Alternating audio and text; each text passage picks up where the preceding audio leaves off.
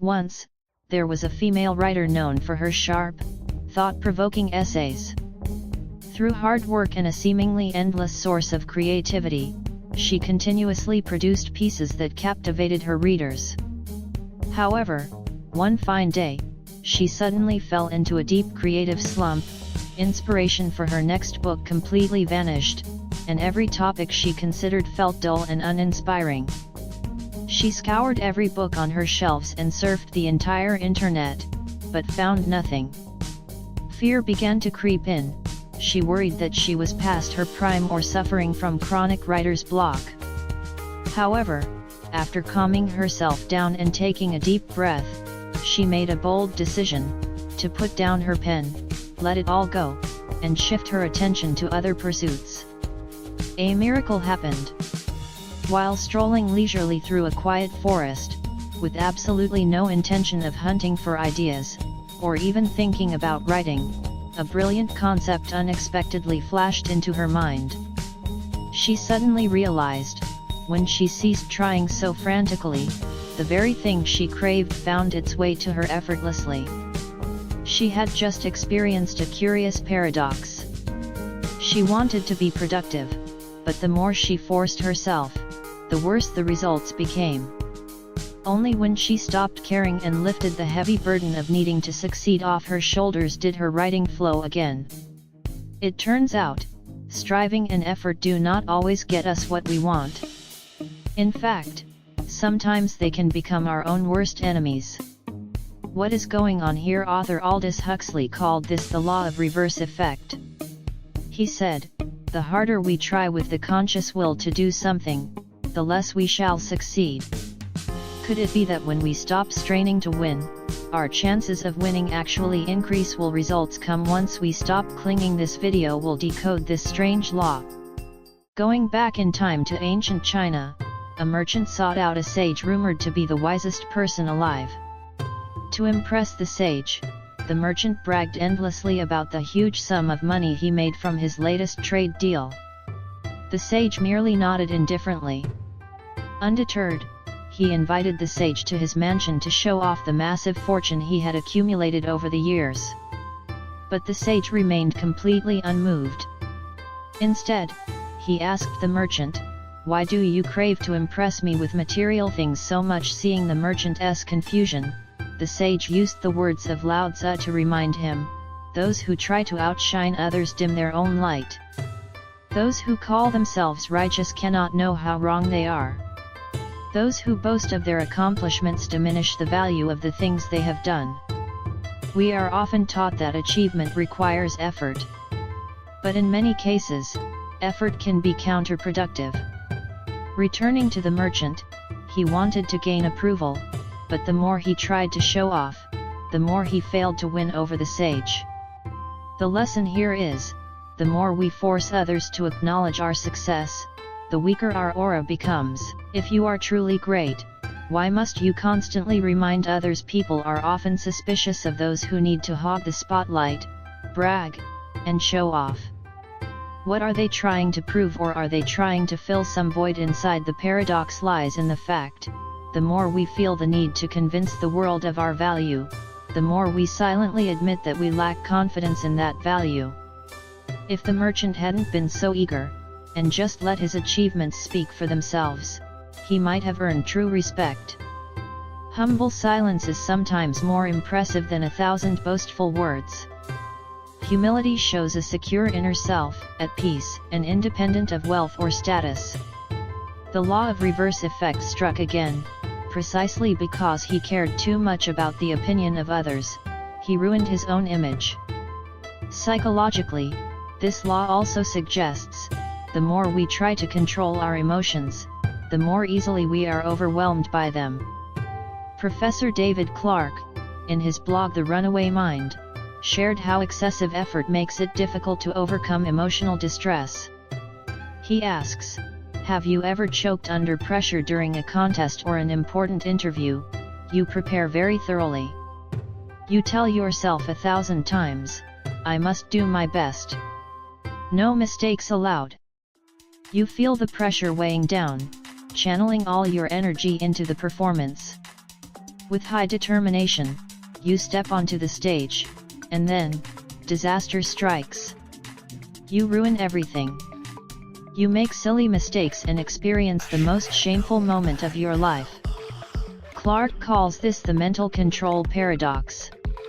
The harder you try to suppress negative thoughts, the more fiercely they flare up.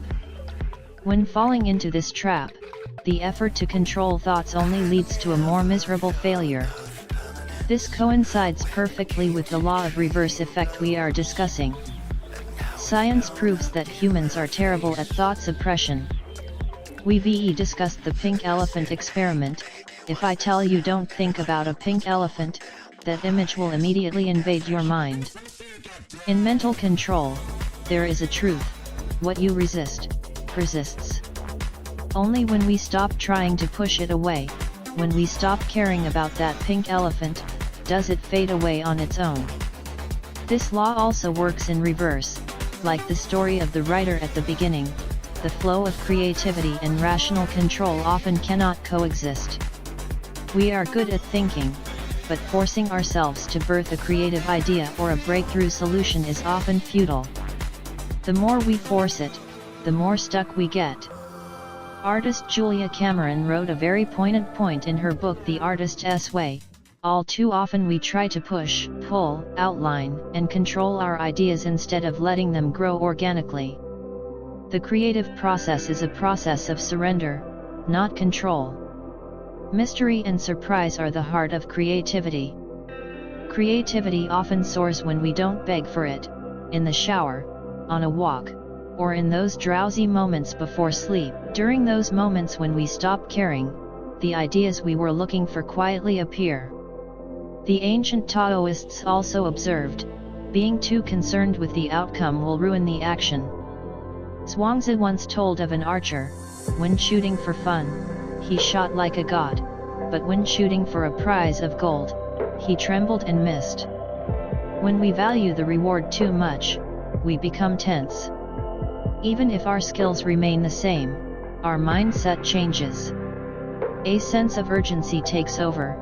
Our minds drift to the future worrying about the prize or retreat to the past fearing a repeat of mistakes.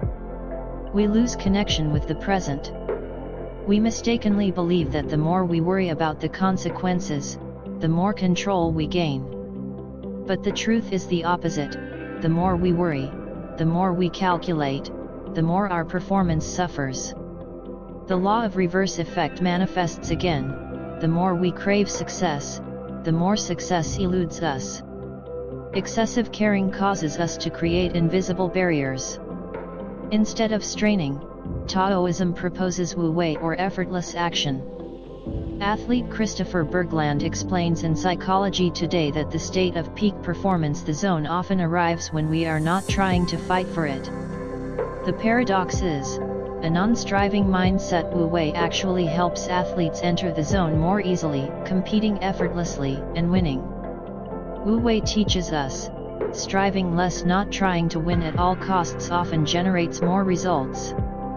This state of effortless action or being in the flow is characterized by the absence of cluttered thoughts about the past or future.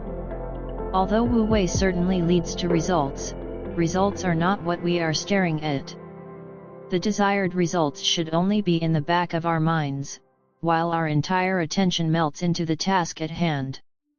In this moment, the pianist becomes the music, the writer embodies the story. When there is no fear of outcomes or rumination on failure, the performance reaches its purest and most elevated state. Hence, we could say, once you stop caring, results come. When we remove the psychological obstacles created by worrying about the result, we free ourselves to act skillfully, responding rhythmically to the changing shifts of the present. Take driving a car, for example. Every situation on the road is unique and unpredictable. There are general rules, but the actions of each car and each person at a specific moment are a chaotic symphony that our brains cannot pre-calculate. We can only rely on skills and reflexes. But if the mind tries to control the future by drafting a series of hypothetical scenarios and rehearsing reactions in our head, when the actual situation hits, those scripts become useless, or even harmful. These rigid thoughts and mental preparations prevent us from responding flexibly to reality. Conversely, if we let go of this firewall of calculation, we open ourselves to receive the environment, thereby responding to what is actually happening instead of what we think will happen. Philosopher Drive, Wo Eileen Chong emphasizes, whether in politics, diplomacy, or life, Zhuangzi's Wu Wei is the ultimate receptive and responsive way of action, stemming from a crystal-clear openness within, at one with the breathing of the cosmos. Our own thoughts are often our biggest obstacles. The more we care, the more we worry, the more we worry, the clumsier we become. This is the core of the law of reverse effect. By letting go of the obsession with the destination, we inadvertently walk faster and more accurately towards it. Results don't come by sitting around wishing or thinking about them, they come from action. And paradoxically, the more obsessed we are with the result, the less effective our actions become. Caring too much makes the archer tremble, the player miss the kick, and the writer unable to write. Let go to succeed. Thank you for watching.